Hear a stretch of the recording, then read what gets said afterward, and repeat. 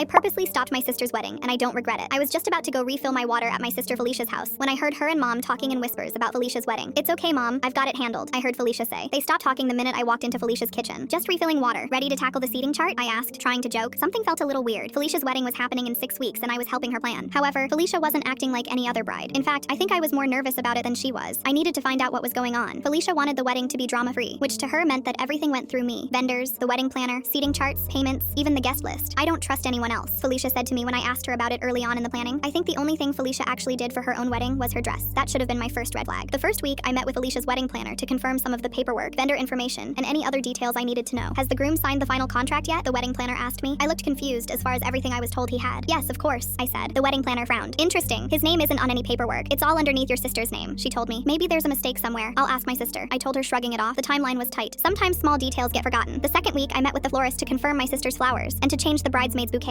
Felicia had changed her mind about the daffodils. "This is still a surprise wedding, correct?" the florist confirmed. I laughed. "Surprise for who?" I asked her. The florist didn't laugh. "I just have a request for any details to not be discussed with the groom at all. The only time I've seen that is a surprise wedding," the florist explained. I just confirmed the flowers and told myself it was fine. Felicia loved pulling pranks, but I couldn't shake how my stomach was twisting. The third week, I went alone to confirm Felicia's wedding cake. The baker pulled me aside, concerned. "I've got it listed that the groom is deathly allergic to chocolate, but she's requested a dark chocolate cake with chocolate buttercream filling. Is it going to be okay? I don't want to be sued." I assured him he wasn't going to be sued and told the baker I'm sure my sister had a plan to maybe get her groom a separate cake. My stomach twisted harder. Somewhere between weeks 4 and 5, I realized I'd not seen Felicia's groom yet at all. When I asked her about it, she said he was traveling for work. I didn't think much of it since I was busy confirming that yes, the groom hadn't been involved with anything. Then the rehearsal dinner came. I finally met Felicia's groom, James. James was asking simple questions, like where to stand and when the photos would be scheduled. Every time he'd ask something, Felicia would wave him off and dismiss him with a clipped, "Just show up." At one point, when he asked about the rings, Felicia cut him off. "I've got it handled." Felicia said it way too quickly. James looked at me confused and a bit alarmed. I almost said something. Almost. But then the officiant pulled me aside just after Felicia had left. "Can I confirm something?" he asked me. I nodded. "Your sister requested a modified ceremony. The vows are one-sided." "One-sided?" I asked. "Yes. Felicia will say her vows. James has been instructed to only say I do," he confirmed. "There's one other thing. Felicia already has the marriage license signed before the ceremony," the officiant said. That's when it hit me. Felicia wasn't planning a wedding. Something big was about to happen, and Felicia was at the center of it. The ceremony itself was beautiful. Picture perfect. The groom, James, stood at the altar waiting, trusting and smiling. Felicia floated down the aisle. If you didn't know what I knew, you could almost believe the fairy tale. The vows began. Felicia spoke some huge profession of love, devotion, loyalty, and commitment. It made people in the audience cry and sniffle. I think even our stern Aunt Gertrude cracked a smile. I felt like I was going to puke. Then it was James's turn. "Do you, James, take Felicia?" the officiant said, looking at his notes before looking at me. "Wait," I said. My voice echoed louder than I expected. Everything stopped. "What are you doing?" Felicia hissed. I just looked at James. "Did you know the license is already signed? That you agreed to a prenup that gives Felicia everything if you died? That your wedding cake is chocolate?" I asked him. James's face went pale. "I'm deathly allergic to chocolate," he whispered. "You're ruining everything," Felicia screamed. "No, I'm stopping it," I said, showing James all the documents that I'd saved on my phone. James looked at Felicia disgusted and stormed out of the church. I may have ruined my sister's wedding, but I saved her groom's life.